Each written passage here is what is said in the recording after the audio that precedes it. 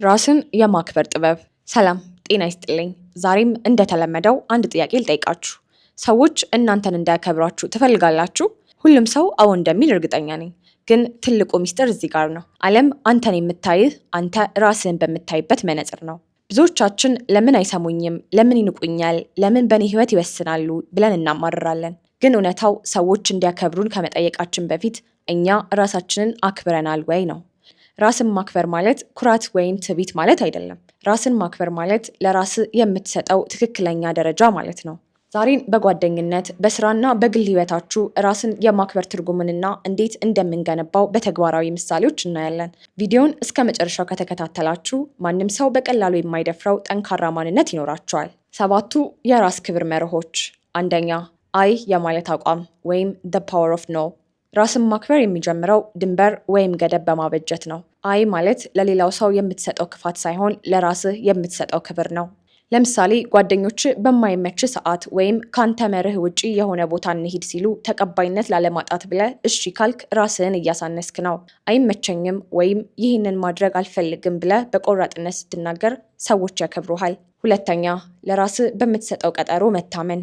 ለሰው የገባኸውን ቃል ለማክበር ትሮጣለህ፣ ለራስህ የገባኸውን ቃል ግን ለምን ታጥፋለህ?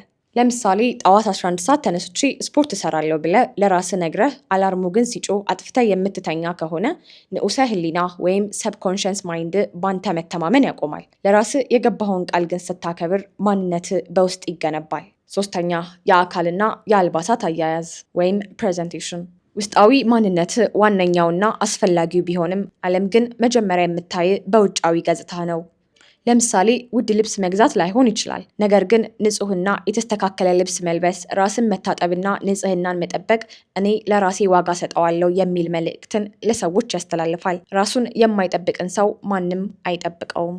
አራተኛ፣ በንግግር ውስጥ ክብደት ይኑርህ። ብዙ ማውራት ሁል ጊዜ ብልህነት አይደለም። ራስን የሚያከብር ሰው ቃላቱን ይመዝናል። ለምሳሌ በየመሃሉ ራስን የሚያሳንሱ ቀልዶችን አታብዛ። እኔ እኮ እንዲህ ነኝ፣ ምንም አላውቅም፣ ወይም እኔ እኮ እድል የለኝም እያልክ ራስን የምታናንቅ ከሆነ ሰዎችም በአንተ ላይ ያንኑ እንዲያደርጉ ፍቃድ እየሰጠሃቸው ነው።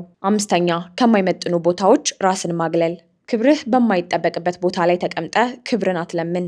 ለምሳሌ አንድ የጓደኛ ስብስብ ውስጥ ሁል ጊዜ መሳለቂያ የምትሆን ከሆነ ወይም ሀሳብህ የማይደመጥ ከሆነ ታዲያ እዛ ቦታ ላይ ምን ትሰራለህ? ተለጥፎ መኖር ራስን መናቅ ነው። በዝምታ ራስን ማግለል ትልቅ የክብር መገለጫ ነው።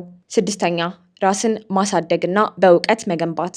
ባዶ በርሜል ይጮሃል እንጂ አይከበርም። ራስህን በክህሎትና በእውቀት ስታሳድግ ክብረትም በራሱ ይመጣል። ትርፍ ጊዜህን በወሬ ከመጨረስ አንድ አዲስ ቋንቋ ብትማር ወይም መጽሐፍ ብታነብ የምታወራው ቁም ነገር ይኖርሃል። ሰዎች ጥሬ ሀቅና እውቀት ያለውን ሰው ይፈሩታል፣ ያከብሩታልም። ሰባተኛ፣ ስህተትን አምኖ መቀበል። ይቅርታ መጠየቅ የደካማነት ሳይሆን የጠንካራነት ምልክት ነው። ለምሳሌ ስህተት ስትሰራ ሰበብ ከመደርደር ይልቅ ተሳስቻለሁ ይቅርታ ማለት መቻል ራስን እንደምታከብርና በራስህ እንደምትተማመን ያሳያል። ራስን ማክበር ማለት ሰዎችን መናቅ ሳይሆን ለራስህ ቀይ መስመር ማበጀት ነው። አንተ ራስህን ካላከበርክ ዓለም እንዲያከብር የምትጠብቅበት ምንም ምክንያት የለም። ዛሬ ካየናቸው 7 ነጥቦች ውስጥ አንዱን መርጣችሁ ተግባራዊ ማድረግ ጀምሩ። አስታውሱ፣ እናንተ የፈጣሪ ድንቅ ስራ ናችሁ። ለዚህ ድንቅ ስራ ደግሞ ተገቢውን ዋጋ ስጡት። ከነዚህ ነጥቦች ውስጥ እናንተን ይበልጥ የነካችሁ የትኛው ነው? ወይም እናንተ ራስን ማክበር ስንል ምን ይታያችኋል? ኮሜንት ላይ ጻፉልን። ቪዲዮ ከተመቻችሁ ላይክ አድርጉት። ለጓደኞቻችሁም ሼር በማድረግ ይህን የክብር ጉዞ አብረን እንጀምር። በሚቀጥለው ቪዲዮ እስክንገናኝ ክብራችሁን ጠብቁ።